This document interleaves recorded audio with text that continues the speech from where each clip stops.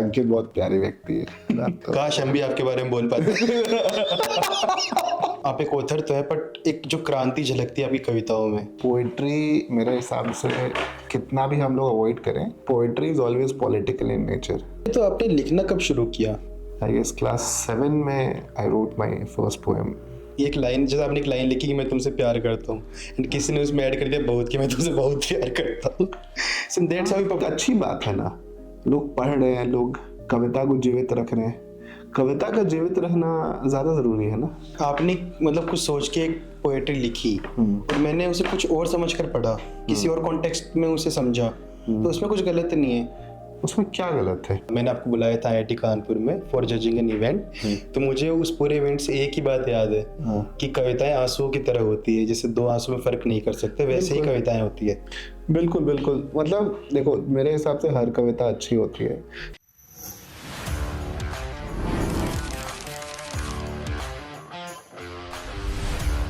So hello everyone, welcome back to another episode of Chil Mizaj, and today we have Prashant with us. He is a dear friend of mine and Hindi की दुनिया में काफ़ी बड़े लेखक हैं। इनकी 2 किताबें हैं, एक फफूंद जिसका पंजाबी में अनुवाद भी हो चुका है और दूसरी गुप्त प्रेम पत्र। दोनों काफ़ी ज़्यादा खरीदी गई और काफ़ी ज़्यादा पढ़ी गई। और इसके सिवा इंस्टाग्राम पे इनका एक पेज है, काफ़ी ब्यूटीफुल पेज है पोइट्री का, किताबगंज, जो ये चलाते हैं। तो प्रशांत बहुत बहुत स्वागत है। शुक्रिया अंकित। शुक्रिया अंकित इतने अच्छे इंट्रोडक्शन के लिए जो आपने अपने कलेजे पर पत्थर रख के पढ़ा है। नहीं यार, तो डियर फ्रेंड हटा दो, बाकी तो सब सच था। और थोड़ी सी इज्जत हल्की सी कम कर दो, बाकी तो ज्यादा नहीं, 19-20 का ही अंतर है साले। 19-20 लाख का अंतर है। 20 का अंतर है ये। नॉर्मल डेज में हम इन्हें प्रशांत बुलाते हैं। अंकित, इन्हें हमसे काफी शिकायत रहती है इस बात को लेकर। हमसे उम्र में 10 साल छोटे हैं, पर अंकित ये काफी रेजिस्ट करते हैं कि वो मुझे भैया बुलाए या फिर सर बुलाए। अरे पर मेरा प्रेम है ना आपके प्रति, लाइक यू नो। अच्छा, हम आपको भैया और सर बुलाएंगे तो हम इतने कंफर्टेबली आपसे बात कर पाएंगे? अरे नहीं भाई, नहीं बुलाओ यार। हो गई। नहीं नहीं, सही बात है। नहीं, अंकित बहुत प्यारी व्यक्ति है। तो काश हम भी आपके बारे में बोल पाते। नहीं यार, but thank you for coming. शुरुआत कविता से करें तो इससे बेहतर शुरुआत क्या होगी कि हमें कविता पढ़ के शुरू करें। नहीं, हमने आज के लिए 5 कविताएं अलग से चुन के रखी हैं, जो 5 कविताओं में कभी ना कभी पुष्प आता है। तो मेरे काफ़ी अच्छे दोस्त हैं सौरभ भवानिया भी काफ़ी अच्छा लिखते हैं, तो उनका ये रहता है कि तुम्हारी कविताओं में पुष्प काफ़ी आता है। तो आज जब अंकित ने कहा कि भाई करते हैं कुछ, तो हमने जो कविताएं चुनी आज के लिए, तो सब में कहीं ना कहीं पुष्प आता है। ठीक है, तो पूरे पॉडकास्ट में हम वो 5 कविताएं कब पढ़ेंगे, बीच बीच में डोज मिलता रहेगा, बीच में पढ़ते रहेंगे। ठीक है, तो पहले हम इस कविता से शुरू करते हैं। जी ठीक। इसमें इरशाद बोलते हैं क्या? नहीं भाई, गजल में होता है। नहीं, बस बोलो भाई। क्या बोलते हैं? कुछ नहीं बोलते हैं, बस बोलो कि पढ़ लो यार। ठीक है। हाँ ठीक है, शुरू करते हैं। ये कविता इस तरह है। मेरी मौत किसी शहर और काल में नहीं होगी, मेरी मौत किसी शहर और काल में नहीं होगी। मैं मरूंगा पहले व्यक्तियों के भीतर, मैं मरूंगा पहले व्यक्तियों के भीतर जिनकी कोई गलती ना थी। उनके शरीर तो दफ्तरों में पहले ही तोड़े जा चुके थे, और उनकी उन हड्डियों में इतना दर्द था कि किसी को सहेज रख पाना बहुत मुश्किल था, और उनकी उन हड्डियों में इतना दर्द था कि किसी को सहेज रख पाना बहुत मुश्किल था। मैं मरूंगा पहले घटनाओं के भीतर जो इतना घर कर गईं, मेरे भीतर की जगह ही नहीं बची मुझ में मेरे अस्तित्व के लिए। मैं मरूंगा पहले घटनाओं के भीतर जो इतना घर कर गई, मेरे भीतर की जगह ही नहीं बची मुझ में मेरे अस्तित्व के लिए। मैं मरूंगा पहले उम्मीदों में, मैं मरूंगा पहले उम्मीदों में जिसने मुझे सिर्फ इसलिए जीवित रखा कि मैं दूसरा दर्द देख सकूं। मैं मरूंगा पहले उन संस्थाओं में जिन्होंने मुझे समाज देकर खरीद लेने की कोशिश की। मैं मरूंगा पहले उन संस्थाओं में जिन्होंने मुझे समाज देकर खरीद लेने की कोशिश की। मुझे मेरी कविताओं से इतर, कायर, कमज़ोर और फ़िरका परस्त बनाने की पुरज़ोर कोशिश की। मैं मरूंगा पहले अपने लिखे में, मैं मरूंगा पहले अपने लिखे में। मेरी कविताएं जो सिकंदर की तरह विश्व विजय की चाह में निकली थीं और खरीद ली गईं। मैं सिमट जाऊंगा आखिरकार, मैं सिमट जाऊंगा आखिरकार एक पुष्प में, जो तोड़ा जाएगा किसी अल्हड़ के हाथ बिना मतलब। मैं सिमट जाऊंगा आखिरकार एक पुष्प में, जो तोड़ा जाएगा किसी अल्हड़ के हाथ बिना मतलब, वैसे ही जैसे मैंने जीना चाहा था। वाह, मतलब रात के 12 बजे जो आपने झंझोर के रख दिया है मेरे दिमाग को। पर नहीं यार, मतलब what I have seen in your poetries is कि यू नो कि आप एक ऑथर तो है, बट एक जो क्रांति झलकती है आपकी कविताओं में, यू आर एक क्रांतिकारी ऑथर। नहीं भाई, ऐसा देखो, पोइट्री मेरे हिसाब से कितना भी हम लोग अवॉइड करें, poetry is always political in nature. Okay, है ना। व्यक्ति जब प्रेम के लिए भी लिखता है ना, किसी भी विषय पे लिखता है, तो वो काइंड ऑफ एक प्रोपेगेंडा ही लिख रहा होता है। वो प्रोपेगेंडा किसी भी तरह का हो सकता है ना। बट वो प्रोपेगेंडा जो पोएट है उसके पॉलिटिकल व्यूज़ की तरफ ले जाता है ना। तो सपोज कोई व्यक्ति प्रेम के लिए लिख रहा है और उस सोसाइटी में जिस प्रेम के बारे में वो लिख रहा है वो एक्सेप्टेबल नहीं है, then it is a political poem, है ना। कोई व्यक्ति अपनी माँ के लिए लिख रहा है, उस सोसाइटी में औरतों की कंडीशंस और औरतों का जो वजूद है ना, वो क्वेश्चनेबल है। वो एक ऐसे पोजीशन पे है जहाँ पे सोसाइटी उनको ठीक ढंग से ट्रीट नहीं करती, देन अगेन वो पोएम बिकम्स पॉलिटिकल। तो ऐसी कोई कविता नहीं है जो मेरे हिसाब से पॉलिटिकल नहीं है। हालांकि हमेशा बहुत सारे कवि हुए जिन्होंने कहा कि उनकी कविता या उनका जो आर्ट है it is not political, but मेरे हिसाब से आर्ट फॉर्म्स हमेशा ही tend to be political in nature, है ना। बिकॉज कविता है ना हमेशा सोसाइटी के प्रेजेंट एक्सपीरियंसेस के साथ लिखी गई। तो वो प्रेजेंट एक्सपीरियंसेस के साथ अगर लिखी जा रही है तो वो कुछ ना कुछ चेंज करना चाहेगी, है ना। आपके साथ जीवन में कुछ अच्छा या बुरा हुआ होगा, है ना, आप कुछ तो बदलना चाहेंगे, है ना। तो वो जो कुछ भी बदलना चाहते हैं वो कविताओं में कहीं ना कहीं ज़रूर आ जाता है। तो कहीं ना कहीं कविताएं पॉलिटिकल हो जाती हैं। तो प्रेम के लिए लिखता व्यक्ति भी क्रांति के लिए लिख रहा होता है, क्रांति के लिए लिखता हुआ व्यक्ति भी शायद प्रेम के लिए लिख रहा होता है ना। तो इस कारण कविताएं बहुत बार डिफ्रेंशिएट करना बहुत मुश्किल हो जाता है ना। तो इसलिए कविताएं अपीयर्स टू बी क्रांतिकारी, बट मे बी वो, जैसे ये कविता थी, ये कविता मे बी इसलिए मैंने लिखी कि मैं आम जीवन से काफ़ी थक गया हूँ, है ना। तो लेकिन इट अपीयर्स टू यू कि ये थोड़ा क्रांतिकारी है ना। तो जैसे एंड एट अ नोट कि मैंने वैसे ही जीना चाहा था बिना मतलब, है ना। तो बिना मतलब तो कुछ भी पॉलिटिकल नहीं है ना। But a desire to live in a society बिना मतलब के जीना, है ना, is it self a political statement. तो every poetry is political according to you? मेरे हिसाब से, है ना। You just gave us a title of this episode. Every poetry is political. हाँ, मतलब poetry is political in nature मेरे हिसाब से तो। एंड ऐसी आपकी सारी कविताओं का एक समूह है जिसे आपने एक बुक के फॉर्म में पब्लिश किया है जिसका नाम है फफूंद। 2 किताबें, 2। पहली किताब फफूंद। फफूंद सुन के दिमाग में क्या आता है? फफूंद मींस मतलब फंगस, ओके ना। तो वो पोइट्री बेसिकली है कि मतलब उस फफूंद का जो पहला पोएम है, मतलब उस काव्य संग्रह का, वो वही है कि मैंने जो कविताएं तुम्हारे लिए लिखी थी अब उन पे फफूंद उगाई है ना। फफूंद एक तरीका है प्रकृति का उन चीज़ों को अपना लेने का जिन्हें कोई अपना नहीं कहता, है ना। तो जो भी मीनिंगलेस चीज़ें होती हैं, मीनिंगलेस या छोड़ दी गई जो चीज़ें होती हैं प्रकृति में, उसमें फफूंद उगाती है ना। तो ये ऐसी कविता जिसे किसी ने अपना नहीं कहा, पोएट ने भी अपना नहीं कहा और जिसके लिए वो लिखी गई उस व्यक्ति ने भी उसे अपना नहीं कहा, तो प्रकृति ने उसे अपना लिया, है ना। तो that poetry is for everyone, है ना, चूँकि वो प्रकृति की कविता है सबके लिए, है ना, तो उस पर फफूंद उग रही है उन कविताओं पे, है ना, and it becomes for the whole society. तो that was the basic idea behind naming it फफूंद. But that's so deep. And okay, तो आपने लिखना कब शुरू किया? यार लिखना तो हम बहुत पहले शुरू किए, मतलब आई गेस क्लास 7 में I wrote my first poem, है ना. हम बहुत ज़्यादा पढ़ते थे बचपन में. मेरे पापा जब भी बाहर जाते थे तो वो मेरे लिए हमेशा कोई ना कोई बुक लेकर आते थे, यूजुअली अमर चित्र कथा या कुछ ऐसा. फिर वो धीरे धीरे और बड़ी किताबें लाते गए जो हम पढ़ भी नहीं पाते थे, लेकिन ही ट्राइड कि मैं पढूं ज़्यादा से ज़्यादा.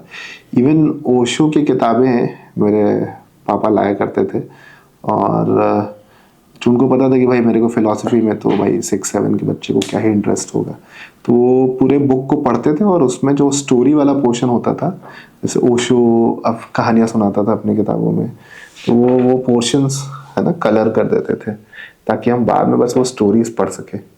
तो it was kind of a basic introduction to philosophy. और उसी ढंग से मेरे पिता काफ़ी कविताएं वगैरह सुनाया करते थे अलग अलग पोएट्स की. तो वो इनिशियल जो एक्सपोजर था, आई गेस हमको लगता है उसी से मेरे को लगा कि लिखने का भी मन हुआ. तो शायद क्लास 7 में एक पहला कोई बारिश वारिश हो रही थी, तब मैंने पहली कविता लिखी. याद है पहली कविता?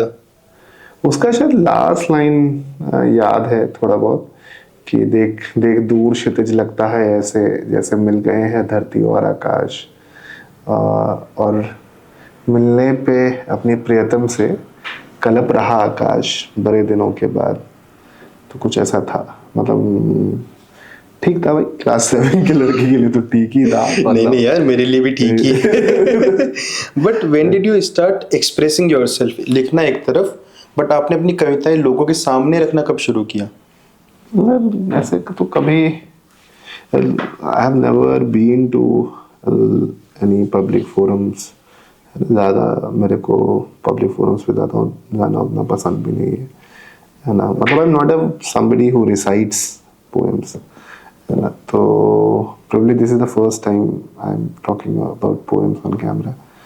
तो ऐसा तो कभी पब्लिकली नहीं है, but I use to write, है ना. ऐसे तैयारी वैयारी के टाइम में आई डिसाइडेड कि भाई बहुत थक जाते हैं पढ़ाई करते करते, तो हम डिसाइड किया कि रोज़ कुछ ना कुछ लिखना चाहिए. बिकॉज मेरे को लगा कि भाई ये सब प्रिपरेशन और रोट लर्निंग के कारण, है ना, मेरे अंदर जो भी साहित्यिक चीज़ें हैं ना वो ख़त्म हो रही हैं. तो उनको बचाने के लिए हम रोज़ कुछ ना कुछ लिखना चालू किए.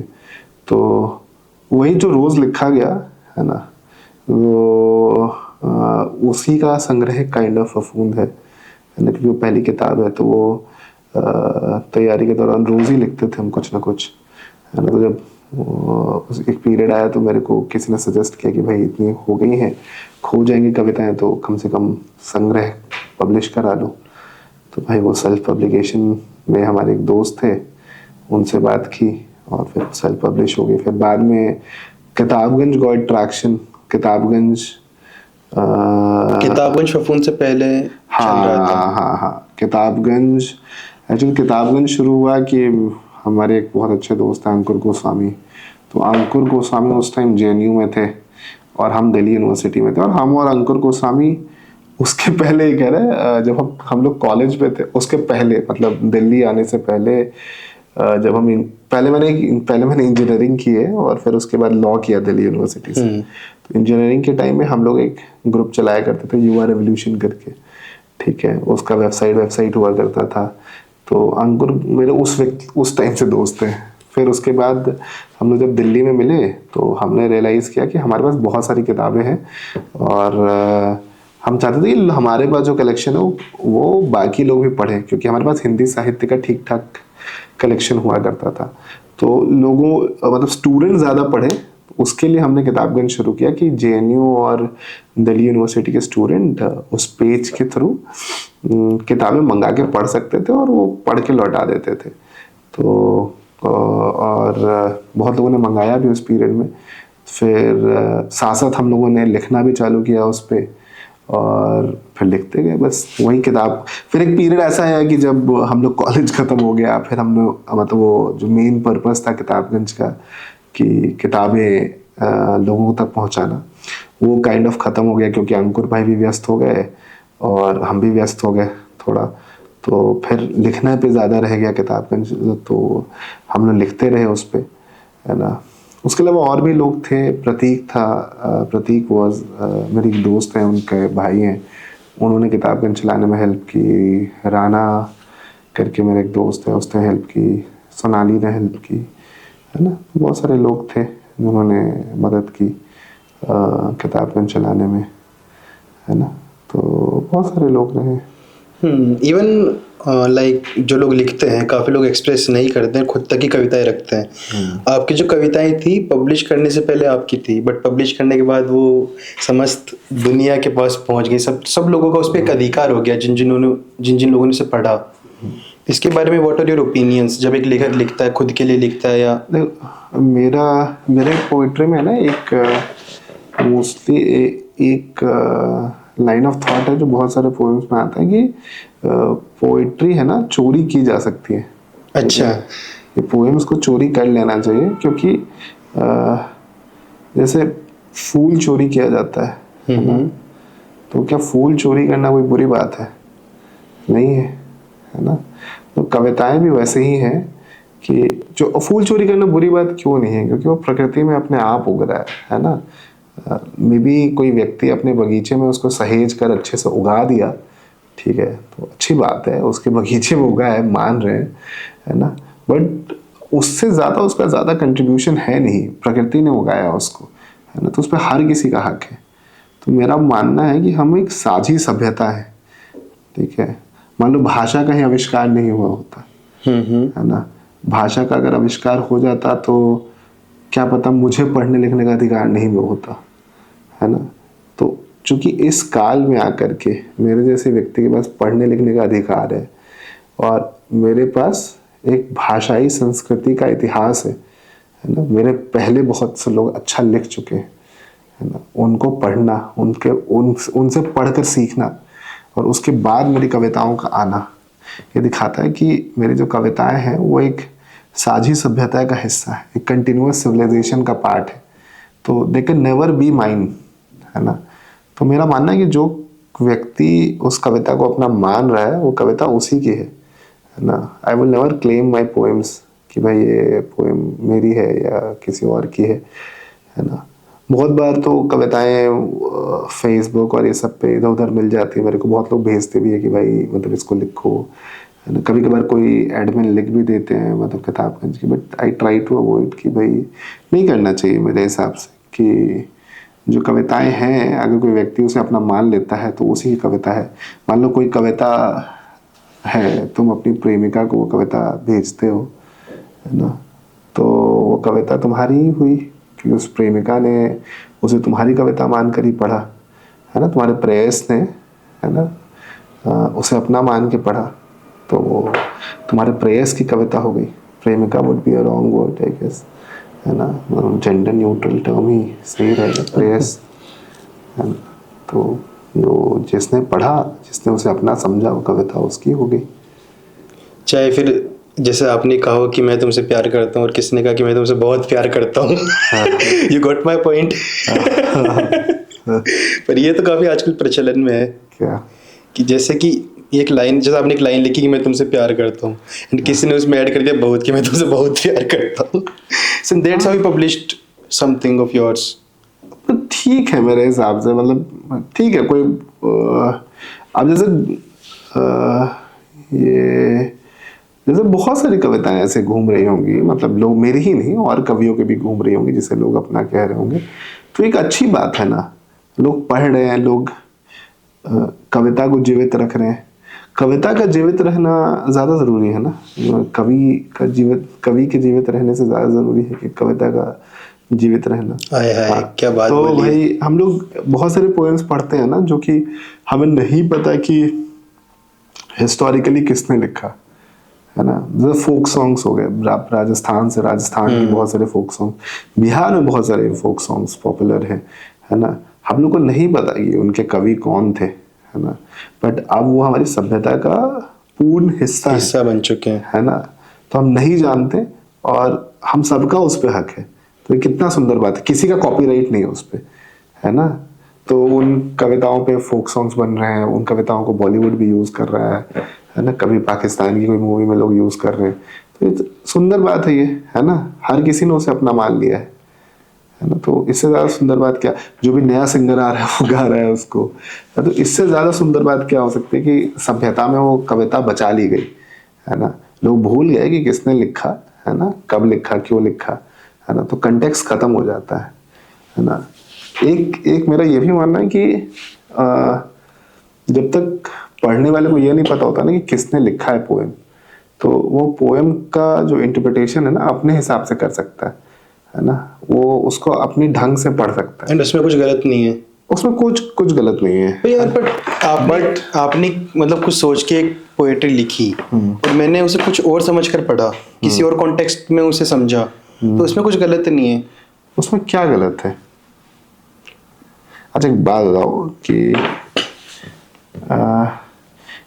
एक पहाड़ है, बहुत सुंदर पहाड़ है, उसको प्रकृति ने या ईश्वर ने कुछ और सोचकर बनाया, है ना। ईश्वर ने सपोज या इसलिए बनाया पहाड़ को कि बारिश हो, है ना। तुम जाते हो, तुम उस पहाड़ को देखते हो, तुम्हें बहुत सुंदर लगता है, बट उस ईश्वर ने जब बनाया था तो सुंदरता तो सोची ही नहीं थी उसने कि भाई ये सुंदर लगे या ना लगे। सुंदरता was not the purpose, utility might have been the purpose, है ना। तो क्या ये गलत है तुम्हारा उस पहाड़ को देख करके उसकी यूटिलिटी के बारे में ना सोचना, बट उसकी खूबसूरती के बारे में पहले सोचना, या पहाड़ देख करके किसी व्यक्ति का याद आ जाना, है ना। बहुत बार हम लोग कुछ सुंदर देखते हैं तो हमें कोई पर्टिकुलर पर्सन याद आ जाता है ना। तो क्या वो याद आ जाना गलत है ना। तुम सनसेट देखते हो, है ना, तुम्हारे अंदर एक फीलिंग इवोक होती है ना। तो क्या वो गलत है ना। क्या हमारे अंदर वही एग्जैक्ट फीलिंग इवोक होनी चाहिए जिसके लिए सनसेट बना था या सनराइज बना था। तो पोएट्री लिखने वाला तो लिखने वाले इसलिए लिखा क्योंकि वो कुछ फील कर रहा था उस टाइम, है ना। और ये भी एक सुंदर बात है कि एक व्यक्ति कोई इमोशंस को लिखता है अपने कविताओं में, और एक दूसरा व्यक्ति किसी और कालखंड में किसी और जगह पे वो कविता पढ़ता है और उसे पढ़कर वो कुछ और फील कर लेता है। ठीक है, तो ये भी कितनी सुंदर बात है ना, कि हम सब लोग कितने कनेक्टेड है ना, कि हमारे शब्द एक दूसरे को, है ना, अलग अलग फीलिंग से वो कर पा रहे हैं। तो मेरा मानना है कि जैसे ही कोई रीडर शायद पोएट के बारे में जान लेता है ना, तो वो एक पर्टिकुलर मीनिंग की तरफ चला जाता है ना। अगर वो नहीं रहेगा तो शायद हम और अच्छा समझ पाए पोएट्री को, और अच्छा सोच पाए, है ना। जैसे ये मजहबी गीत या जो धार्मिक मंत्र, तो अगर मंत्र बिना टिप्पणियों के पढ़े जाएं, बिना उनको समझे हुए, मतलब बिना कि स्कॉलर्स ने क्या बोला है, तो क्या पता हम धार्मिक जो उच्चारण है या for that matter any religion का, किसी भी रिलीजन का, है ना, जो धार्मिक पोएट्री है, मतलब most of the religious text is in form of poetry, तो उसका अपना मीनिंग भी तो निकाल लेते हैं ना हम लोग कि भाई ये, और मे बी स्कॉलर्स एग्री ना करें, बट उस व्यक्ति के लिए उस मंत्र का वही मतलब हो जाता है, और वो ईश्वर को उसी ढंग से पाने की कोशिश करता है ना। और मे बी वो स्कॉलर से ज्यादा अच्छा मीनिंग जान रहा है उस मंत्र का, है ना। तो that is how poetry also work. कितनी सुंदर बात बोली है। इसी सुंदर बात के साथ एक और सुंदर कविता हो जाए तो हाँ, मजा दुगना हो जाएगा। पुष्प उगते थे मेरे गांव में मेरी माँ की भाषा में, मेरे देवता बोलते थे मेरी माँ की जुबान, उस बोली में चीजें खरीदी नहीं जाती ना बेची जाती हैं, लोग खोते नहीं पाए जाते थे इस भाषा में, लोग खोते नहीं पाए जाते थे इस भाषा में। मैंने नहीं देखा कभी उस भाषा में सैन्य रणनीति बनते, मैंने कभी नहीं देखा उस भाषा में सैन्य रणनीति बनते। राजनेता की घिघी बंध गई, जब उसके गले ने कोशिश की उस भाषा के शब्द निकालने को। राजनेता की घिघी बंद गई जब उसके गले ने कोशिश की उस भाषा के शब्द निकालने को। उसी भाषा में प्रेम हुआ, उसी बोली में तुम्हें पुकार लूंगा मैं, इसी खचाखच भरे शहर में खोने पर। उसी भाषा में प्रेम हुआ, उसी बोली में तुम्हें पुकार लूंगा मैं, इसी खचाखच भरे शहर में खोने पर। और शहर का बच्चा टकरा जाएगा स्कूल से लौटते हुए, और शहर का बच्चा टकरा जाएगा स्कूल से लौटते हुए एक अनोखे फूल से। और शहर का बच्चा टकरा जाएगा स्कूल से लौटते हुए एक अनोखे फूल से जो उगते थे मेरी माँ की जुबान में। हाय हाय हाय, मतलब दिल चीर दिया आपने। पर प्रशांत यार, मेरा एक कंसर्न भी है, कंसर्न नहीं एक शिकायत है। तो कहीं दूर दराज एक गांव में एक लड़का भी एक अच्छी पोएट्री लिखता हो। हाँ बिल्कुल। नहीं सुनो तो सही। हाँ। और उसने अपने आप को अच्छे से एक्सप्रेस भी किया हो, पर किताबगंज ने उसका कोलैब एक्सेप्ट ना किया हो। और उसकी पोएट्री से कभी पब्लिश ना किया गया हो। यार देखो, दो चीजें हैं भाई कि एक तो है ना किताब, उसकी पोएट्री का मीटर ठीक ना हो। मेरा हाँ, second thing I don't believe कि पोइट्री में, आई गेस मेरे को बहुत सारे लोग पसंद नहीं करेंगे इस बात के लिए, बट आई डोंट थिंक कि पोइट्री में मीटर और किसी चीज की जरूरत है। मुझे एक चीज, सॉरी टू इंटरप्ट यू, जब मैंने आपको बुलाया था IIT कानपुर में फॉर जजिंग एन इवेंट, तो मुझे उस पूरे इवेंट से एक ही बात याद है कि कविताएं आंसुओं की तरह होती है, जैसे दो आंसू में फर्क नहीं कर सकते, वैसे ही कविताएं होती है। बिल्कुल बिल्कुल, मतलब देखो मेरे हिसाब से हर कविता अच्छी होती है। ये भी मेरे पोइट्री का एक रिकरिंग थीम है कि मेरे हिसाब से हर पोएम अच्छा है। जैसे हम है ना, हम दो आंसू लेकर के ये नहीं बोल सकते कि इन दोनों आंसुओं में से ज्यादा पवित्र कौन सा है। दो मुस्कुराहटें लेकर के नहीं बोल सकते इसमें ज्यादा प्यारी मुस्कान कौन सी है। उसी ढंग से हम दो कविताएं लेकर ये नहीं कह सकते कि कौन सी कविता ज्यादा अच्छी है। किसी को किसी कालखंड में किसी भाव में घिरने के बाद कोई भी कविता अच्छी लग सकती है। मान लो तुम युद्ध में जा रहे हो और तुम्हें उस वक्त कोई भाई बहुत वीर रस की कविता अच्छी लग जाए, या तुम बहुत डिप्रेस्ड हो तो तुम्हें कोई वीर रस की कविता अच्छी लग जाए, तुम अच्छा नहीं फील कर रहे हो तुम्हें कोई प्रेम की कविता अच्छी लग जाए, है ना। और वो में भी पोएट्रिक मीटर्स पे खरी ना उतरे, वो में भी साहित्यिक नज़र से बहुत खराब कविता हो, है ना। पर मूल तो यही है ना कि तुम्हें किसी कविता की ज़रूरत थी और उस कविता ने तुम्हारी मदद की, है ना। तो इससे ही यही साहित्य है मेरे हिसाब से, है ना। साहित्य का मेन पर्पस यही है कि जो आम जन है उनकी भावनाओं को सहेजना, है ना, और उनको अपने डिफ़िकल्ट टाइम्स में हेल्प करना, है ना, या अपनी भावनाओं को ज़्यादा अच्छा एक्सप्रेस करने में हेल्प करना। तो मेरे हिसाब से हर कविता अच्छी है ना। But coming to the point, तुम्हारी कविता but coming to the point, 21वीं सदी कालखंड के IIT कानपुर के छात्र की कविता आपको क्यों पसंद नहीं आई? अरे यार पसंद आई है भाई, ऐसी बात नहीं है, ऐसी बात नहीं है यार। वो है कि भाई अब किताबगंज में जैसे अंकुर भाई अभी ज्यादा एक्टिव नहीं है, है ना। हम नहीं थोड़ा नहीं, बिजी हो अब गए। मुंह पे बेइज्जती कर सकते हो उसे कविता। नहीं यार, अच्छी कविता है तुम्हारी भाई। अरे यार 20-25 फॉलोअर तो हो ही गए। अंकित भी अच्छा लिखता है। अंकित ने दो अलग अलग साहित्यिक पन्ने शुरू करने की कोशिश की। क्या नाम था भाई? साहित्य ग्रामर। बस गुरु माफ करो। एक साहित्य बताओ भाई, दूसरा क्या था? साहित्य कुछ नहीं था फ्रेंड्स। हम मतलब लिखा करते थे एक जमाने में, बट अभी हम थोड़ा साहित्य से थोड़ा सा दूर हो चुके हैं। अंकित भी अच्छा लिखते हैं। अंकित ने अपनी 1-2 कविताएं पढ़ाई हैं, है ना। अंकित की कविताएं अंकित कभी सुनाएंगे जरूर। तो अंकित के सिवा किसको पढ़ रहे हैं आप आजकल? Who is your second favorite author after me? अभी बुक फेयर गए थे तो बहुत सारी किताबें लाए, है ना। तो अभी जो हमारे प्रकाशक हैं अभी हिंदी पंक्तियां वाले, उनमें बहुत सारी किताबें हैं जो बहुत अच्छा कर रही हैं। जैसे आदित्य रहबर है, आदित्य रहबर की नदियाँ नहीं रुकती। मनीष और सेल्फ का लिफाफा काफ़ी अच्छा परफॉर्म कर रहा है ना। मेरे पास लिफाफा की कॉपी नहीं मिल पाई, बट उनकी दूसरी किताब है मेरे पास, है ना। तो क्या हम दिखाएं भी? दिखा सकते हो। तो सबसे पहले है ना भाई, हमारी एक बहुत अच्छी सीनियर है Supriya madam, she is from Indian Information Services. तो उनकी किताब है व्हेन साइलेंस ब्लूम्स, इंग्लिश में है? हाँ। तो काफ़ी सुंदर किताब है, पोइट्री की ही किताब है। किस बारे में ये? पोइट्री की ही किताब है। मैं देख सकता हूँ? हाँ। तो सुप्रिया मैडम की किताब है ये। पहला पन्ना ये खुला था, recipe of strong woman. What is the recipe for a strong woman? Wow, okay, nice book, nice cover. हाँ, है ना। फिर भाई कुछ किताबें भाई अपने प्रकाशन वालों की प्लग इन कर देते हैं हम। ये अच्छी किताब है गाइस, ये पेड प्रमोशन नहीं है। तो नीरज पांडे हैं, नीरज पांडे ने अभी मिसेस करके एक मूवी आई है, उसके गीतकार भी रहे हैं ये। अच्छा, उनकी किताब है ये। अच्छा, ये वही मिसेस है क्या जिसकी रील्स वायरल हो रही है? हाँ हाँ हाँ हाँ हाँ। ओहो हो, भाई हमारी फीड में भरी पड़ी है।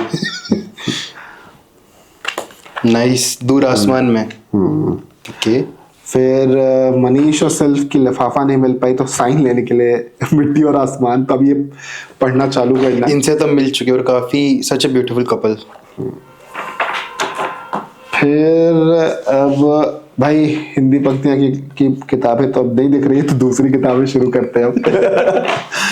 तो ये बहुत अच्छे हैं, लिखते हैं मुदित श्रीवास्तव। इनका नाम सुना है मैंने, नए नए लेखक है शायद। मुदित श्रीवास्तव का काव्य संग्रह है तभी हमने अपना पेड़पन खो दिया। और मेरी और मुदित की बहुत एक इंटरेस्टिंग कहानी भी है कि ट्रेनिंग के दौरान है ना, हमें यहाँ ले जाया गया था वर्धा, गांधी आश्रम। तो गांधी आश्रम में मुदित परफॉर्म कर रहे थे, ठीक है। तो मुदित बहुत अच्छा गा रहे थे, उन्होंने गांधी पर शायद कुछ गाया था। और उसके बाद है ना, उस टाइम भी हम लोग नहीं मिले। फिर बाहर सोवेनियर शॉप पे मुदित कुछ खरीद रहे थे और हम भी कुछ खरीद रहे थे, तो हमने मतलब बात की कि भाई आप अच्छा गाया ये वो। फिर वहीं पे बात आई गई रहेगी। फिर बहुत दिनों बाद फिर जब किताबगंज या किसी पेज के थ्रू हम लोग दोबारा मिले, फिर हमें याद आया कि भाई हम लोग पहले मिल चुके हैं। बट मुझे अभी याद आया कि शायद मुदित हमारे कॉलेज में एक वर्कशॉप के लिए आए थे। हो सकता है, बहुत जगह जाते रहते हैं। हमने बुलाया था। अब मुदित ने कविताओं पे बहुत वर्कशॉप्स किए हैं and he is very good and I remember him, I guess वहीं से। ओके। फिर एक और है भाई, हमारे अच्छे दोस्त हैं धीरज खत्री। अच्छा। उनकी एक किताब आई है अभी, राइटर्स ग्राम, जो मेरे पहले पब्लिशर थे उनसे। तो अगेन प्लग इन। यार ये पूरा पेड प्रमोशन लग रहा है। पर ठीक है, ठीक है। यार अच्छी बुक्स हैं। दो किताबें मेरे one of the favourite authors की, मतलब मानव कौल की 2 किताबें। अच्छा, मानव कौल पढ़ते हो आप? अरे भाई बहुत। मानव कौल के बारे में हम ये कहना चाहते हैं, मानव कौल की जो पहली किताब हम पढ़े थे वो था बहुत दूर कितनी दूर होता है। और उस टाइम है ना काफी ठंड था जहाँ पे हम पढ़ रहे थे। तो एक हॉल था जहाँ पे हमारी क्लासेस चलती थी और वो हॉल काफी ठंडा रहता था। तो मानव कौल की बहुत दूर कितनी दूर होता है इतनी अच्छी किताब थी कि जब भी वो किताब हम हॉल में लेकर जाते थे और पढ़ते थे तो बहुत गर्माहट सा फील होता था। तो हिज बुक वर सो, मतलब his writing is so good that winter में यू फील वार्म। इतना अच्छा लिखता है मानव कौल, मतलब मेरे हिसाब से। अब मानव कौल आपको जानते हैं? नहीं, मानव कौल मुझे नहीं जानते ऑफ कोर्स। नहीं, बट किताबों जो काफी बड़े बड़े लोग फॉलो करते हैं। ठीक है, मतलब मेरे को नहीं जानते भाई, बहुत लोग नहीं जानते। क्या पता उन्होंने आपकी कविताएं पढ़ी हो सकता है, बट मानव कौल मेरे सबसे प्रिय लेखकों में से एक है। एंड अभी के टाइम में तो शायद सबसे फेमस भी है, वन ऑफ द। हाँ, बिल्कुल। कितना लिखे जा रहे हैं। एक दिन मैं दीपक के रूम में गया था, 14-15 किताबें, पता नहीं कितनी किताबें पढ़ी थी। ठीक है, अच्छा लिखते हैं। फिर बाबूशाह कोहली की तट से नहीं पानी से बनती हैं भाव। वाह, इसमें से मैं कितनी जा सकता हूँ। वो कहते हैं किताबें खरीद लो भाई, मांगो मत किसी से। हाँ भाई, एक तो। अच्छा Prashant, do you believe in favouritism? Like if I ask you कि who is your favourite author, तो डिपेंड्स ऑन मूड और यू कांट डिसाइड, और do you have any favourite authors? यार ऐसा तो अगेन वही है कि भाई actually depends on mood and actually it also depends on age. तुम कौन सी उम्र में कौन सी किताब पढ़ रहे हो, ऐसा लगता है ना। 20 बरस के कवियों में आपका फेवरेट कवि कौन है? भाई मुझे 20 बरस के लोगों से ज्यादा दिक्कत नहीं है, बस तुमसे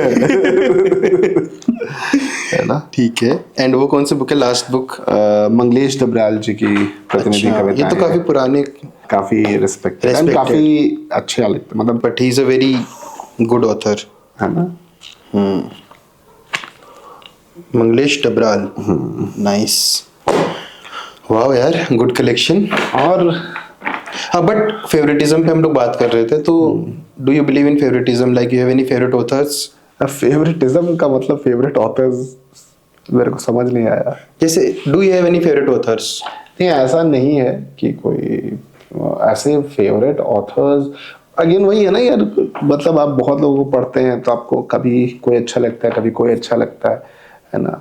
तो ऐसा कुछ नहीं है, मे बी जैसे वो होता है ना फेवरेट सॉन्ग वाली चीज है ना। आपको किसी मूड में कोई एक पर्टिकुलर सॉन्ग ज्यादा अच्छा लग सकता है ना किसी और, है ना। और again I am not so literate कि भाई मैं साहित्यिक कसौटी पे किताबों को नाप तोल सकूं, है ना।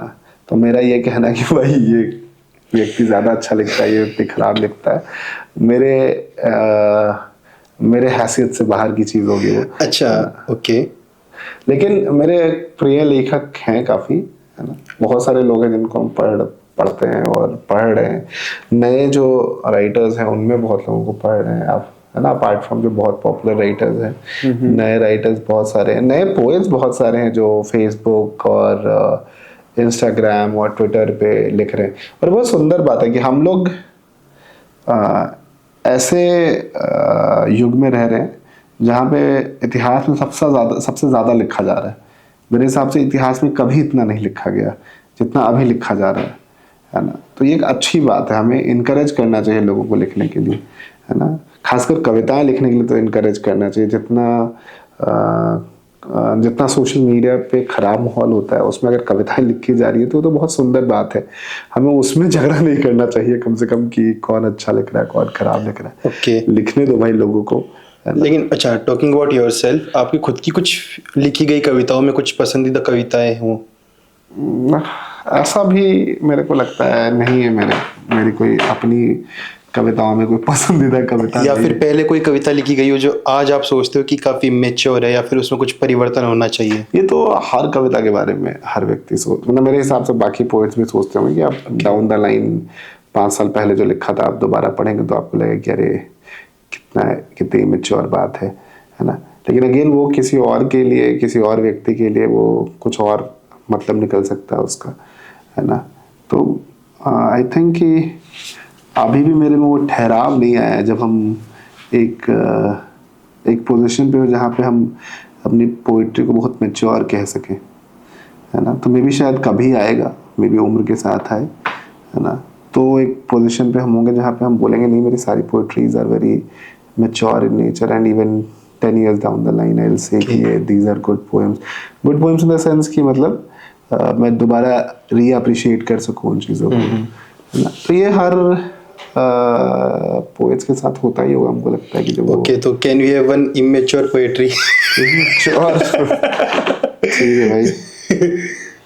तो भाई नहीं, but you are very mature according to me on the camera.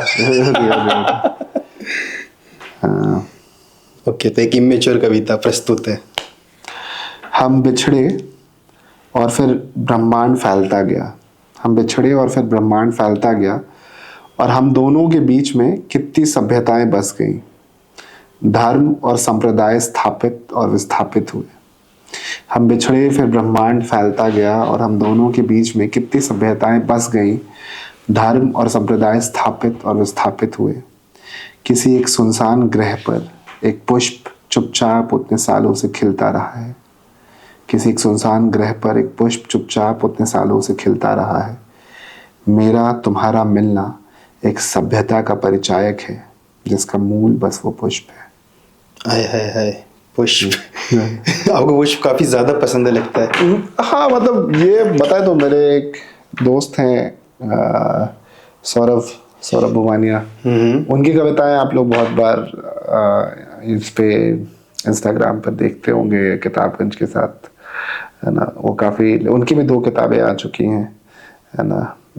अभी मेरे 2 बनारस करके शायद किताब का नाम था, और मुझे एक बार देखना पड़ेगा। लेकिन सौरभ भाई भी काफ़ी अच्छा रहता, तो वो एक बार पॉइंट आउट किए थे कि आपकी कविताओं में पहाड़ और फूल का बहुत लगता है काफी फूल आते थे आपको। हाँ मतलब आई गेस है ना, मतलब flowers kind of evoke distinct emotion. नहीं, I am talking about something else. I नहीं, गेस ऐसा फूल तो नहीं आया, लेकिन है ना, अच्छा लगता है फूल देख करके, जंगली फूल भी अच्छा, देख करके। पीपल मोस्टली थिंक कि किसी इंसानी कवि होने के लिए उसकी जिंदगी में एक बहुत बड़ा इवेंट होना होता है। हाँ हाँ, जैसे कि for example it can be breakup और something related to mental state और anything. So but you started writing in 7th class. हाँ। देखो, मेरे हिसाब से any- लिखने के लिए ज़्यादा ज़रूरी पढ़ना है। आप जितना ज़्यादा पढ़ेंगे आप उतना ज़्यादा लिख पाएंगे, है ना। क्योंकि इट्स लाइक कि आपको पता ही नहीं होता कि आपके इमोशंस कितने कॉम्प्लेक्स हैं, है ना। और चूंकि वो इतने कॉम्प्लेक्स हैं, उनको एक्सप्लेन आप नहीं कर सकते। एक्सप्लेन करने के लिए आपको, कॉम्प्लेक्स चीज़ों को एक्सप्लेन करने के लिए आपको भाषा की, कॉम्प्लेक्स भाषा की ज़रूरत पड़ेगी, या कॉम्प्लेक्स समझ की ज़रूरत पड़ेगी। वो समझ डेवलप करने के लिए आपको पढ़ना पड़ेगा। आप जितना ज़्यादा पढ़ेंगे, जितना ज़्यादा समझेंगे चीज़ों को, फिर आप जब अपने, आपके साथ वो घटनाएं घटेंगी, आपके साथ इमोशनल चीज़ें घटेंगी, तब आप उसको और अच्छा एक्सप्लेन कर पाएंगे, है ना। क्योंकि आपने बहुत पढ़ रखा है ना। आपने उतने सारे पोएट्स, उतने सारे राइटर्स के दोस्त हैं आप, है ना। उन्होंने अपना अपना जीवन शेयर किया आपके साथ, अपनी कविताएं और अपनी लेखनी के थ्रू। तो जब अब आपके जीवन में कुछ घटता है ना, या आप एक सिंपल से एक फूल भी देखते हैं, है ना, तो फूल को देखकर जो इमोशन इवोक हो रहा है आपके अंदर, उसको एक्सप्लेन कर पाना पोइट्री में या फिर किसी भी राइटिंग में, है ना, उस कॉम्प्लेक्स इमोशन को इज मेरे हिसाब से possible only when you have read a lot, है ना। तो अगर आप जितना ज़्यादा पढ़ेंगे आप उतना ज़्यादा लिख पाएंगे। You are a very well read person. नहीं, वोंट से, मतलब आई एम स्टिल रीडिंग, है ना। अच्छा, आपने कितनी किताबें पढ़ी होगी अभी तक? ऐसा तो कोई काउंट नहीं है, फिर बहुत भी अंदाजन। बहुत ज़्यादा। मतलब मैं बताया तो, बचपन से ही मेरे पापा कहीं भी जाते थे तो हमेशा कोई ना कोई किताब लाते थे। और अभी भी आई ट्राई कि हर महीने की सैलरी आने के बाद हम 1,000 रुपए की किताब ऑलमोस्ट हर महीना आई ट्राई टू बाई। 1,000 रुपया सैलरी का हम अलग रखते हैं कि किताब खरीदने के लिए। किताबें पढ़ना काफी जरूरी है मेरे हिसाब से पढ़ते रहना चाहिए, पढ़ते रहना चाहिए, है ना। बहुत सारी किताबें तो होर्डिंग भी हो जाती है मेरे मेरे मेरे साथ कि भाई किताब खरीद ली, अब पढ़ नहीं रहे हैं, है ना। पर आपने एक किताब पढ़ी है गुप्त प्रेम पत्र करके? हाँ हाँ। अरे है, आपको क्या लगता है, क्या सोचना आपका उस ऑथर के बारे में? उसने क्यों किताब लिखी और उसका नाम गुप्त प्रेम पत्र क्यों रखा? गुप्त प्रेम पत्र इसलिए रखा है कि मेरे एक और दोस्त हैं, आशीष यादव। आशीष भी यंग पोएट हैं, है ना। एंड वो जो ड्राफ्ट था मैंने आशीष को दिया था, और आशीष, उसमें एक पोएम है कि मैं अपने प्रेम पत्रों में नहीं लिख पाया कविता, सो अपनी कविताओं में लिख रहा हूँ गुप्त प्रेम पत्र। तो आशीष ने बोला भाई कि भैया यही रखिए, गुप्त प्रेम पत्र ही नाम रखिए। तो आशीष ने चुना, फिर वही रह गया। हमने भी ज्यादा सोचा नहीं। काफी कैची टाइटल भी है। हाँ, तो और आशीष इज यंग, तो भाई वो यंग लोगों के बारे में ज्यादा अच्छा समझते हैं, तो उन्होंने। वो प्रेम था किसके लिए? प्रेम है उस व्यक्ति के लिए जो व्यक्ति है ना। वो व्यक्ति है अभी भी। अच्छा, हाँ। ओके, गुप्त प्रेम पत्र। तो उसी गुप्त प्रेम पत्र में से अगर एक, अब हमको पता नहीं कि ये गुप्त प्रेम पत्र में है कि नहीं, ठीक है। कुछ कविता गुप्त प्रेम पत्र से एक प्रेम पत्र आ जाए तो मजा आए। यार I guess I am not sure कि गुप्त प्रेम पत्र में है कि नहीं, लेकिन हम लोग इसको सुना सकते हैं। कोई बात नहीं, ठीक आने है, दीजिए। ठीक है।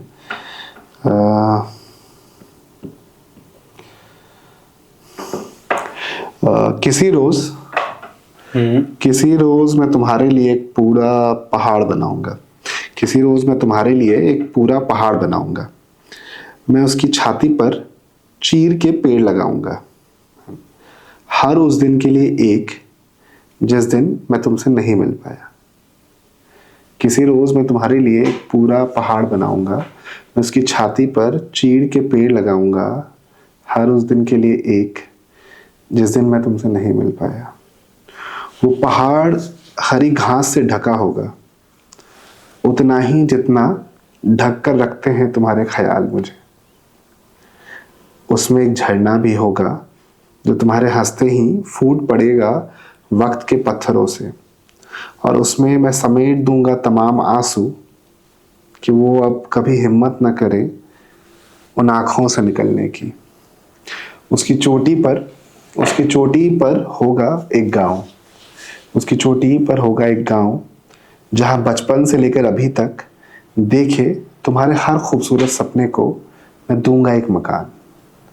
उसकी चोटी पर होगा एक गांव जहां बचपन से लेकर अभी तक देखे तुम्हारे हर खूबसूरत सपने को दूंगा मैं एक मकान।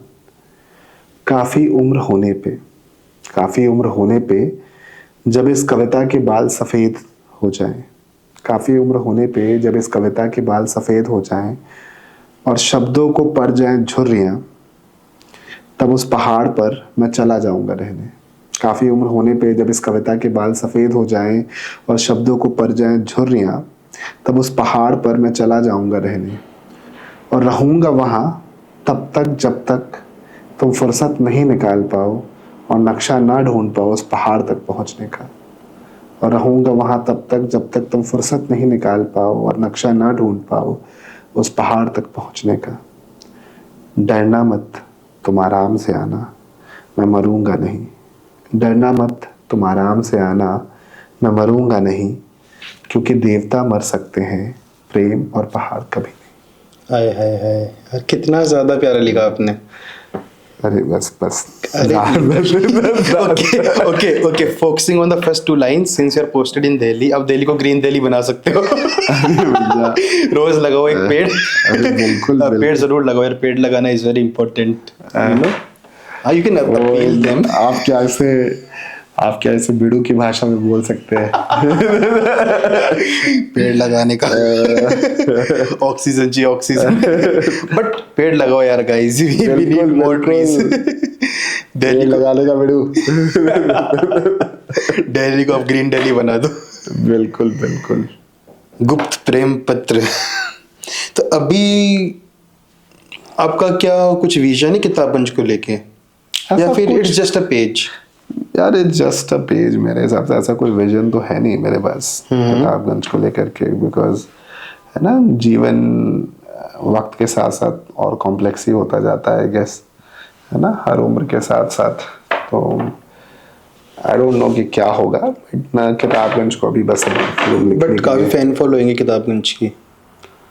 हाँ अच्छा है, मतलब मेरे को लगता है कि अब हिंदी लोग पढ़ रहे हैं, ये काफ़ी सुंदर बात है ना। ये पुस्तक मेला में भी इस बार काफ़ी हिंदी पंक्तियाँ पे काफ़ी भीड़ है। इवन हिंदी पंक्तियाँ के साथ साथ बाकी जो भी स्टॉल्स थे जहाँ पे हिंदी युगम, राजकमल प्रकाशन, ये सब पे काफ़ी भीड़ थी भाई। मतलब विच शोज़ कि हिंदी की रीडरशिप अच्छा खासा बढ़ रहा है ना, जिसमें मतलब जो हमारे नई हिंदी के लेखक जितने हैं, जैसे इंद्र प्रकाश दुबे हुए, नीलुत्पल मृणाल हुए, इन लोगों ने काफ़ी कंट्रीब्यूट किया है हिंदी को प्रमोट करने, या हिंदी को काइंड ऑफ एक थोड़ा ग्लैमर वापस लाने के लिए हिंदी राइटिंग में, है ना। कि जो नए राइटर्स आ रहे हैं वो इंस्टाग्राम और ट्विटर वगैरह यूज़ करके, है ना, दे हैव रीगेन्ड एक पॉपुलैरिटी हिंदी की। हिंदी पढ़ना इज बिकमिंग कूल दीस हाँ डेज। बिल्कुल बिल्कुल बिल्कुल। इवन जो नए पब्लिकेशन हाउसेज हैं उन्होंने काफ़ी सुंदर काम किया, जैसे राजकमल प्रकाशन का जो कवर पेजेस है कितना सुंदर होता है आपका। एंड इवन कैलेंडर जैसे अपना हिंदी नामा ने कैलेंडर निकाला, हिंदी पंक्तियाँ ने भी शायद अपना कैलेंडर निकाला था। हिंदी नामा भी काफ़ी अंकुश भाई हैं, वो भी काफ़ी अच्छा काम कर रहे हैं। अंकुश की भी किताब काफ़ी अच्छी है, मैंने पढ़ी है ना। तो बहुत अच्छा लिख रहे हैं लोग। I guess pages like Hindi Nama, Hindi पंक्तियाँ, even Kitabganj to a smaller extent, है ना, हैव कंट्रीब्यूटेड हिंदी के रीडरशिप को वापस पुल बैक करने में, है ना। लोग पढ़ना चाह रहे हैं, पढ़ रहे हैं ना। और पहले नहीं, जैसे आई गेस जब हम लोग यंग थे, पीपल वर इन 30s, है ना, जब हम लोग थोड़े यंग थे तो आई गेस हिंदी एक टाइप का टैबू हो गया था कि भाई पेरेंट्स बोलते हैं किताब ही पढ़ना है तो अंग्रेज़ी किताब पढ़ो भाई, है ना, कुछ अंग्रेज़ी सीख जाओगे, है ना। तो ऐसे जो नए, खासकर देवप्रकाश दुबे ने जो मूवमेंट चलाया हिंदी पढ़ने को लेकर के, या हिंदी पंक्तियाँ जितना पैशनेट है हिंदी पढ़ने, जैसे उनका जो झोला आया था इस बार, है ना, हिंदी वाले करके, तो इट गिव्स कि भाई वो थोड़ा कूल बनाता है, तभी जो नया जनरेशन है उसको पढ़ने की तरफ आता है। तो धीरे धीरे अच्छा रीडरशिप आ रहा है, मतलब अच्छा खासा लोग पढ़ रहे हैं हिंदी में भी। तो ये काफ़ी अच्छी बात है भाई, है ना, कि ज़्यादा से ज़्यादा लोग अब हिंदी पढ़ रहे हैं। अभी जैसे अचानक से ये गुनाहों का देवता अचानक से बहुत पॉपुलर हो गया। ये मेरे फीड में आने लगी है। हाँ, तो बहुत पॉपुलर हो गया। गुनाहों का देवता इज लाइक नया जॉन इलिया वाला फेज। ये हो सकता जैसे है जॉन इलिया को दोबारा रिवाइव सोशल मीडिया ने कर दिया। उसी ढंग से अचानक से आई गेस ये भी शुरू हुआ कि देवप्रकाश दुबे बार बार बात करते थे अपनी इंटरव्यूज में गुनाहों के देवता के बारे में, कि उन्होंने क्यों अपनी पहली किताब में गुनाहों के देवता के 2 मेन कैरेक्टर्स का नाम व्हाट अ टाइटल, गुनाहों के देवता, है ना। तो वो लेड टू कि लोग ज्यादा से ज्यादा पढ़ने लगा। अभी तो यंगस्टर्स काफी पढ़ रहे हैं भाई गुनाहों के देवता। थोक भाव में मतलब हर सेकंड थर्ड रील, अगर जो हिंदी फॉलोअर्स है उनकी तीसरी चौथी रील, है ना, इंस्टाग्राम गोदान और गुनाहों का देवता। हाँ, तो ये इस अच्छी बात है ना, मतलब लोग क्लासिक्स को रीडिस्कवर कर रहे हैं, ये तो अच्छी बात है ना। ये बहुत कम हुआ है भाई हिंदी साहित्य में कि लोग क्लासिक्स को दोबारा रीडिस्कवर कर रहे हैं। All thanks to social media. और हिंदी का रीडरशिप काफ़ी बड़ा। अभी भी हिंदी की किताबें उतनी नहीं बिकती हैं जितना अंग्रेजी की किताबें, जबकि हमारा पॉपुलेशन वाइज देखा जाए तो काफ़ी बड़ा पॉपुलेशन है। पर वही है ना, मतलब अब एजुकेशन बढ़ा है, लेकिन जो तबका जो हिंदी पढ़ेगा उसके पास उतने पैसे नहीं है कि वो ज़्यादा किताबों पे इन्वेस्ट करे, है ना। और वो एजुकेशन पे ज़्यादा इन्वेस्ट कर रहा है ना। वो लेजर किताबें, मतलब पोइट्री और ये पढ़ने के लिए ज़्यादा खर्च नहीं कर पा रहा है। तो we have a niche segment middle class और अपर मिडिल क्लास का, है ना, जो अफोर्ड कर सकता है पढ़ना, है ना। तो अब वो थोड़ा आ रहा है पढ़ने की तरफ। इवन जो आई गेस उच्च वर्ग भी है वो वापस थोड़ा हिंदी पढ़ने में रुचि दिखा रहा है। हिंदी के इवेंट्स हो रहे हैं अब, है ना। तो ये अच्छी बात है कि ज़्यादा से ज़्यादा रीडरशिप आ रही है हिंदी की। All thanks to social media कि हिंदी वापस रिवाइव हो रही है। तो इसी के साथ एक कविता हो जाए हमारे सोशल मीडिया के लिए। हम क्लिप बनाकर डालेंगे। ठीक है, देखो, मेरे और तुम्हारे में वक्त की इतनी दूरी हो चुकी है कि एक पूरी पीढ़ी बसाई जा सकती है उसमें। मेरे और तुम्हारे में वक्त की इतनी दूरी हो चुकी है कि एक पूरी पीढ़ी बसाई जा सकती है उसमें।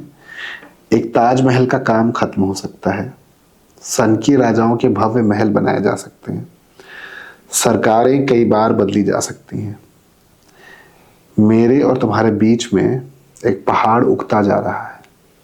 मेरे और तुम्हारे बीच में एक पहाड़ उगता जा रहा है। वक्त के पत्थरों के उस पार कुछ नजर नहीं आता। हमारा होना एक गांव था जो 2 शहरों में बट चुका है। हम तक आते लोग भी अब अलग अलग रास्ता लेते हैं। हमारा होना एक गांव था जो 2 शहरों में बट चुका है। हम तक आते लोग भी अब अलग अलग रास्ता लेते हैं। बस अजीब बात यह रह गई कि मेरे शहर के बीच में एक अलग रंग का पुष्प खिलता है। बस एक अजीब बात यह रह गई कि मेरे शहर के बीच में एक अलग रंग का पुष्प खिलता है, जिसे देखकर लोग पूछते हैं कि इस मौसम और इस शहर में यह पुष्प कैसे हुआ। और इसका जवाब शहर का कोई वैज्ञानिक नहीं दे पाता, मैं भी नहीं। वाह। बट प्रशांत, लाइक जैसे कि हमने डिस्कस किया कि सोशल मीडिया के साथ हिंदी रिवाइव हो रही है, but with time Hindi also change भी हो रही है। जैसे हम नई वाली हिंदी जो लोग बोलते हैं कि Hindi is changing with time, इसके ऊपर व्हाट आर योर ओपिनियंस? अब अच्छी बात है ना, मतलब हर काल में तो लोग अलग अलग ढंग से ही हिंदी लिखेंगे ना, मतलब भाषा है ना, भाषा का विकास होता है। तो 1960 में या 1940 में लोग जैसे हिंदी बोलते थे, हम लोग वैसे हिंदी नहीं बोलते हैं, है ना। इवन किसी भी भाषा में, इवन जेंजी जो है उनका जो लिंगुआ है जो कम्प्लीटली डिफरेंट फ्रॉम, मतलब जो मिलेनियल्स थे उन्होंने अपने नए शब्द ईजाद किए हैं, है ना। तो हर पीढ़ी है ना अपने तरीके से साहित्य को रीडिस्कवर करती है और साहित्य को समझती है और पढ़ती है और लिखती भी है ना। तो नई हिंदी इस पीढ़ी की हिंदी है ना। और बहुत लोग उसे थोड़ा छोटा समझते हैं, बहुत लोग उसे नीचा दिखाने की कोशिश करते हैं, पर मेरे हिसाब से भाई मेरे अगल बगल लोग जिस भाषा में बात कर रहे हैं, अगर उस भाषा में चीज़ें नहीं लिखी गई तो वह साहित्य का क्या मतलब रह जाएगा, है ना। मेरी कविता है जिसका मेरे को लाइन याद नहीं है, बट इट मीन्स कि जीवन खुद ही इतना कठोर है ना। Life is so difficult itself. तो जीवन खुद ही इतना कठोर है, तो अगर कविता भी कोमल नहीं होगी तो व्यक्ति जीवित कैसे रहेगा, है ना। तो साहित्य का कोमल होने का मतलब है कि साहित्य एक्सेसिबल हो, साहित्य उसी भाषा में जिस भाषा में लोग चीज़ें कर रहे हैं, है ना। और अब आपको लोगों का कॉम्प्लेक्स इमोशन समझने लिखने के लिए आपको उनकी भाषा से आगे बढ़ने की ज़रूरत पड़ती है, तब तो दिक्कत की बात है ना। आप किसी प्राचीन भाषा में आज के युग की कहानियाँ कैसे लिखेंगे, है ना। आप 1930 की भाषा में, 1940 की भाषा में, है ना, कैसे लिखेंगे चीज़ों को। और हिंदी तो हमेशा ही नहीं होती रहेगी। आज से 30 साल बाद कोई लिखेगा, उसको अगर हम क्रिटिसाइज़ करें व्हेन आई विल बी 60 कि भाई आजकल लोग अच्छा नहीं लिखते, आजकल लोग इस भाषा, तो 60 साल का प्रशांत भी गलत होगा उस पीरियड में, है ना। तो ड्यू रिस्पेक्ट मेरा तो कहना है कि मतलब जो अगर पुराने राइटर्स नई हिंदी को क्रिटिसाइज भी करते हैं तो उन्हें मौका देना चाहिए, नई हिंदी को पढ़ना चाहिए।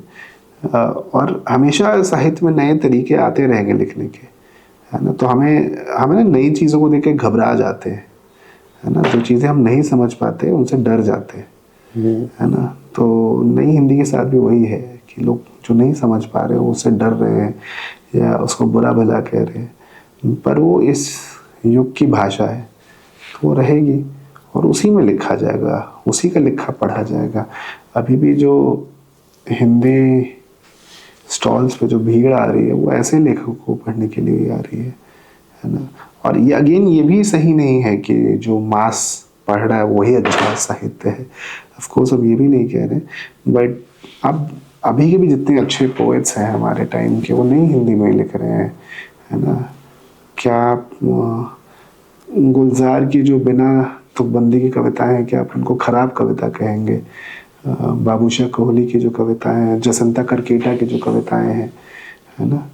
तो और जसंता करकेटा तो आदिवासी मूल को लेकर के उन्होंने जितनी कविताएं लिखी वो सब मेरे हिसाब से नई हिंदी में ही आती हैं, है ना। क्या वो खराब कविताएं हैं, है ना। अगर हम नई हिंदी के जो पुरजोर समर्थक हैं जैसे देव प्रकाश दुबे, सत्यव्यास, अगर आपको हटा भी दें, है ना, तो क्या बुराई है इसमें, है ना।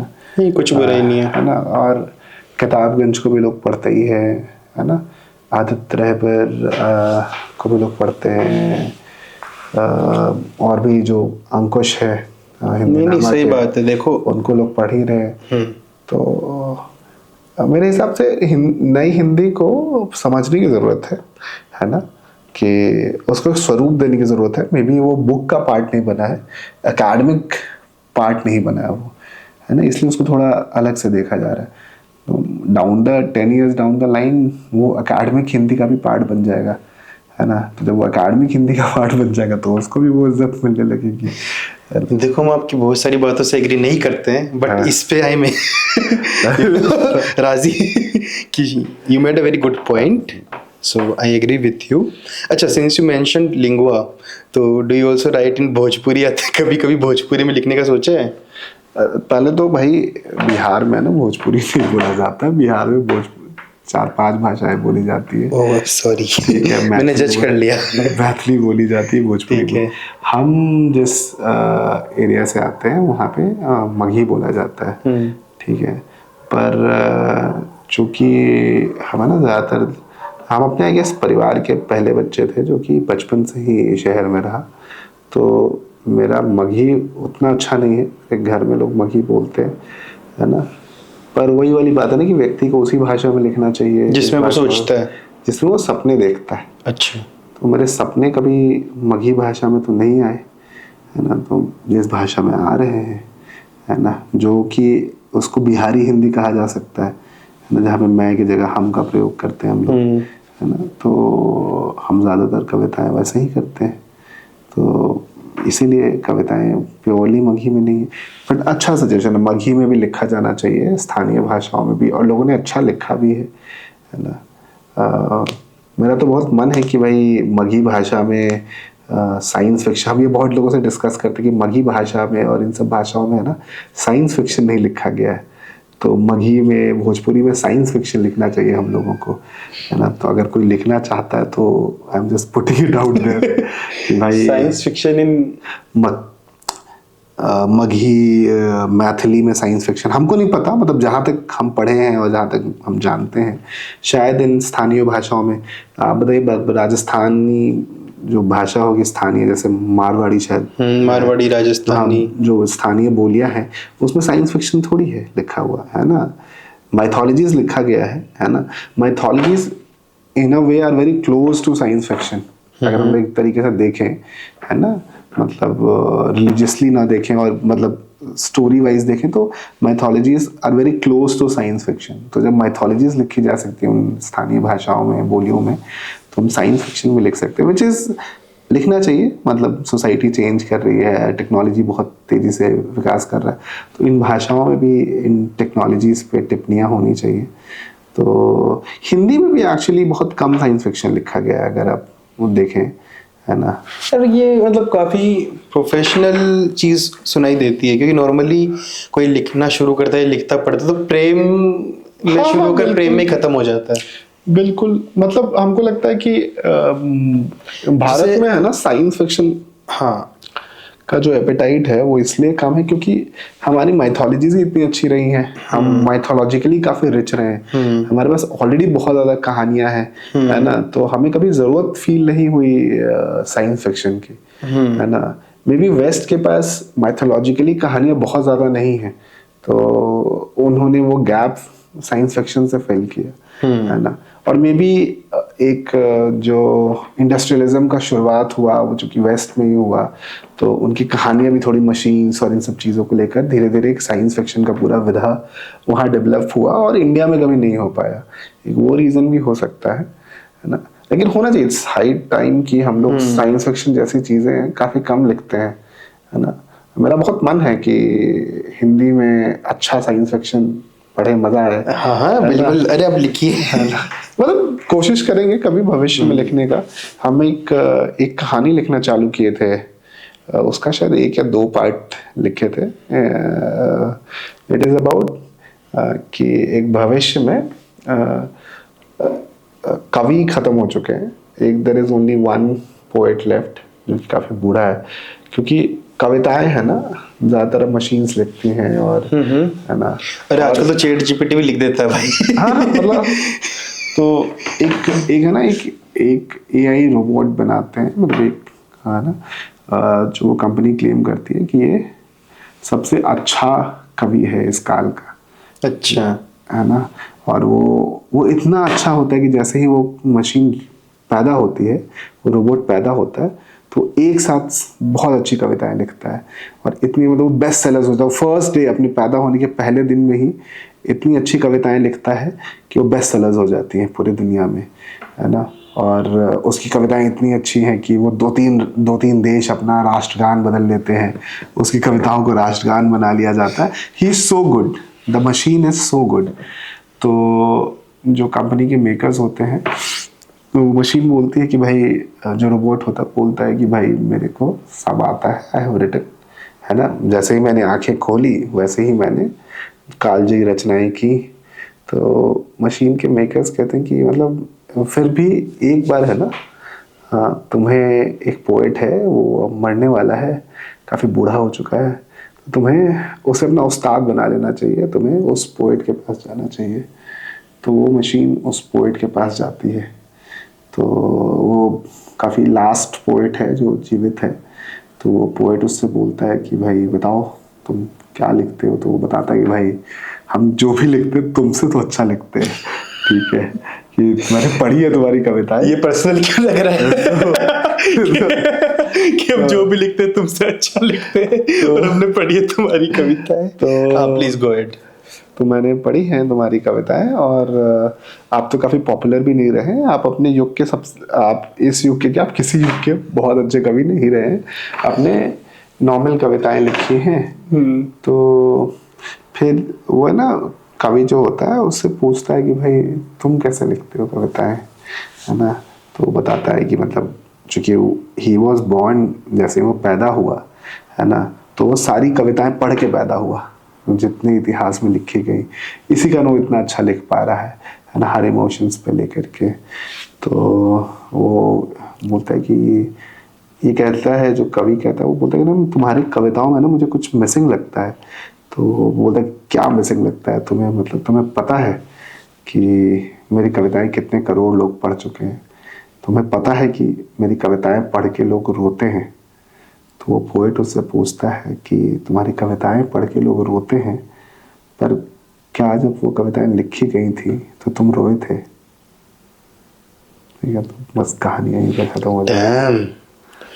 ये आपने लिखी है? हाँ, you should publish it, you no.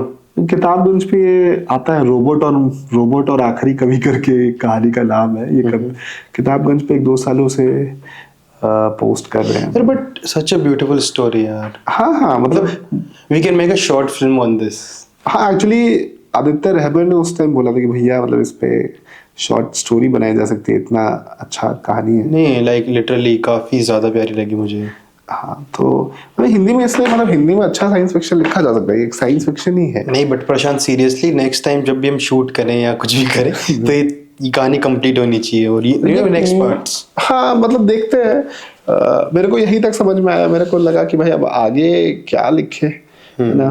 उसका एक सेकंड पार्ट भी है इस इसका, जिसमें मतलब फिर वो वापस आता है। क्या ये पूरा है या अधूरा है? यहाँ तक पूरा है मेरे हिसाब से। मतलब एक सेकंड पार्ट लिखने की कोशिश की, मतलब इसी स्टोरी का, जिसमें मतलब वो robot comes and they discuss poetry, Okay. But that doesn't go to any conclusion because they are just discussing की नहीं, poetry. so we are not going to discuss it. हाँ। So next time जब भी हम shoot करेंगे तो आप इसे लिखोगे पूरा। बिल्कुल बिल्कुल, अभी से इतना ही पे पूरा मानो भाई। But yeah, such a beautiful story. Like I loved it genuinely. We are towards the end part of our episode, and first of all, thank you so much for doing this. बस 1:30 बज गए भाई, अब चलो सोया जाए। But like we should not end, but you know एक poetry होनी चाहिए towards the end. You know कि I don't want to end this abruptly with something else. यार हम 2 चीजें हैं, एक तो कुछ बुक रिकमेंडेशन देते हैं जो कि, हाँ ओके, ये भी अच्छा है जो- book recommendation. है ना, नए राइटर्स तो बहुत अच्छा लिख रहे हैं, उनके अलावा जो कविता, जैसे अंकुर, जो हमारे दूसरे जो किताबगंज पे हमारे साथ रहे हैं, अंकुर भाई है ना, हमेशा 1-2 साल पे है ना हमको कोई किताब भेजते हैं जो कि काफ़ी अच्छी रहती है। तो बहुत सारा अच्छा साहित्य है ना अंकुर भाई के कारण पढ़े हैं। तो उसमें से कुछ अच्छी अच्छी किताबें हैं 2-3 जो इधर आई रेड बिकॉज ऑफ अंकुर गोस्वामी। तो एक है भाई सूरज का 7वां घोड़ा, भाई धर्मवीर भारती, बहुत पतली। ये सारी किताबें बहुत पतली सी हैं, आप है ना मतलब कुछ घंटों में ही ये किताब खत्म कर सकते हैं। और धर्मवीर भारती की सूरज का 7वां घोड़ा है ना, काफ़ी जगह इनका मंचन भी हुआ है ना। फिर है 55 खंबे लाल दीवारें, है ना, ये इनका लिखा हुआ है यार, नाम भूल गए यार हम। Can I Google that name? Sure. 55 खंबे लाल दीवार पे है ना, बीबीसी ने मूवी बनाई है, अच्छा सीरीज बनाई थी, इतना अच्छा है। उषा प्रेमवत की किताब है ना। उषा प्रेमवत हिंदी की प्रोफेसर है, शायद अभी विदेश में पढ़ाती हैं, है ना। तो उनकी किताब है और बहुत सुंदर किताब है। ये भी बहुत पतली किताब है। फिर राही मासूम रजा की टोपी शुक्ला, है ना, वो भी काफ़ी पतली किताब है। ये तो मैंने भी सुना है ना। तो ये पतली किताबें बहुत जल्दी पढ़ी जा सकती हैं, है ना, वो बहुत जल्दी ख़त्म हो जाती हैं, तो पढ़ सकते हैं अगर अपने रीडर हैं तो आई हाईली सजेस्ट। और बिल्कुल ही अमेच्योर रीडर हो जिसने कुछ ना पढ़ा हो तो उसके लिए भी बहुत अच्छा है। ठीक है। उसके लिए बहुत अच्छा है। मतलब काफ़ी, तीनों किताबें काफ़ी ही सिंपल भाषा में हैं, कोई ज़्यादा मुश्किल नहीं है ना। तो आई गेस कोई भी शुरू कर सकता है इनसे। और कितने पाकिस्तान, कमलेश्वर की कितने पाकिस्तान, फिर फफूंद। नहीं नहीं भाई, अपना किताब क्यों प्लग इन करें अब। अच्छी किताबें पढ़िए भाई, है ना। अरे फफूंद इज आल्सो गुड भी काफी बिकी है हाँ मतलब ठीक है। और अभी तो इतने ही नाम याद आ रहे हैं। साए में धूप पढ़ सकते हैं, वो भी अच्छी किताब है। और कोई किताब बची अभी तो, मतलब ये किताबें है ना, अंकुर भाई ने भेजी थी कभी, तो ये किताबें वहीं से हैं। और ये पांचों किताबें, चारों पांचों किताबें काफ़ी सुंदर किताबें हैं, और जो नए रीडर्स हैं वो भी पढ़ सकते हैं, है ना। तो ये एक रिकमेंडेशन है। और भाई कविता, कविता तो यार अब हमको भी ढूंढना पड़ेगा। जो भी लेटेस्ट है पढ़ दीजिए किताबगंज के पेज पे ये पढ़ते हैं, ठीक है। ये कविता इस बारे में है कि क्यों मेरी कविताएं सबकी कविताएं हैं, ठीक है। मेरी प्रेम कहानियों में तुम्हें अपने प्रेयस मिलेंगे। मेरी प्रेम कहानियों में तुम्हें अपने प्रेयस मिलेंगे। मेरी कविताएं तुम्हारी प्रेमिकाएं तुम्हारा लिखा मानकर चूमेंगी। मेरी प्रेम कहानियों में तुम्हें अपने प्रेयस मिलेंगे। मेरी कविताएं तुम्हारी प्रेमिकाएं तुम्हारा लिखा मानकर चूमेंगी। देखो देखो हम मनुष्य हैं, देखो हम मनुष्य हैं, हमारे आंसुओं में कोई अंतर नहीं कर सकता। देखो हम मनुष्य हैं, हमारे आंसुओं में कोई अंतर नहीं कर सकता। मैं एक कविता सामने रखकर नहीं बोल सकता कि ये बस मैंने लिखी है और तुमने नहीं। हाय हाय हाय हाय बेहद खूबसूरत। और इसी के साथ आज के लिए इतना ही, और फिर हम मिलेंगे जल्दी ही and we will discuss more. So thank you so much for coming. Chill Mizaj को सब्सक्राइब करिए भाई, अंकित भाई काफ़ी अच्छा काम कर रहे हैं, है ना, एंड काफ़ी अच्छा लिखते हैं, काफ़ी मेहनत कर रहे हैं। तो अगर आपने अभी तक नहीं किया तो भाई चिल मिजाज को लाइक और सब्सक्राइब करिए, है ना, and help Ankit grow, okay, thank you so much.